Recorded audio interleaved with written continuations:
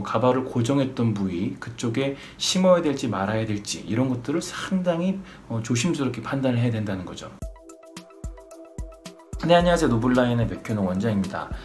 저희 병원에 오시는 분들 중에 이제 가발을 오랫동안 착용하셨던 분들이 상당히 많습니다. 그런 분들이 수술하는 경우들이 많은데, 이 가발이 오래 사용하다 보면요, 이 가발을 고정하는 부위에 탈모가 오는 경우들이 상당히 많습니다. 그래서 그 부위를 수술을 할 때에 어떻게 해야 되는지가 상당히 어려운 문제인 경우들이 상당히 많아요. 제가 오늘 그 부분에 대해서 설명을 좀 드리겠습니다. 우선은 이 가발을 고정하는 방식이 여러 가지 방식이 있습니다. 가장 간단한 방법이 이제 클립이죠. 클립 안에 똑딱이 핀 같은 것들이 있어서 그걸로 이제 고정을 하는 클립형이 있고, 그 다음에 테이프로 붙여가지고 테이프로 띄었다 붙였다 하는 테이프형이 있고, 그 다음에 본드로 붙이는 본드형이 있습니다. 가장 많이 사용하시는 이 클립형 같은 경우에는 문제를 해결하는 게 그렇게 어렵지가 않아요. 클립형 같은 경우에는 탈모가 된 범위가 그렇게 넓지가 않기 때문에 그 부위를 그냥 심고 나오면 됩니다. 그런데 이 가발 쓰시는 분들 같은 경우에 뒤쪽에서 뽑을 모낭은 별로 많지 않고 심어야 될 면적은 넓은데, 이 클립을 했던 부위가 이제 클립을 더 이상 하지 않으면 모발이 또 올라오는 경우가 있거든요.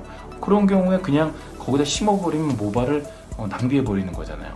그래서 보통 클립형 같은 경우에는 수술을 하기 전에 그 고정을 하는 클립을 고정하는 위치를 클립을 저희가 수선을 해서 좀 바꿔드립니다.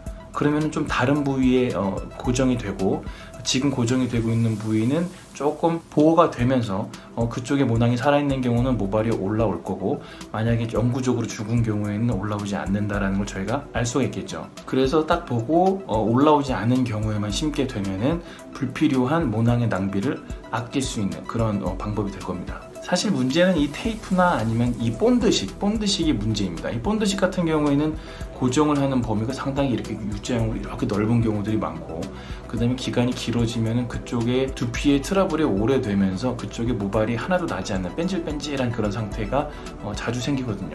그리고 저희가 경험을 해보면은 이렇게 뺀질뺀질하게 이렇게 본드를 붙여놨던 부분들, 몇 년 동안 수년 동안 붙여놨던 부분들이 가발을 안 쓰시고 몇 달이 지나면 모발이 올라오는 경우들을 많이 관찰했기 때문에 거기를 그냥 무작정 심으면 안 됩니다. 그래서 저희 병원 같은 경우에는 이렇게 본드식으로 하셨던 분들은 저희 병원 오셔서 가발을 좀 바꿔서 클립형으로 바꾼 다음에 최소한 3-4개월, 4-5개월 이 정도 이렇게 본 다음에 모발이 올라오는 양상을 본 다음에 이 부위를 심어야 될지 말아야 될지를 판단하는 거죠.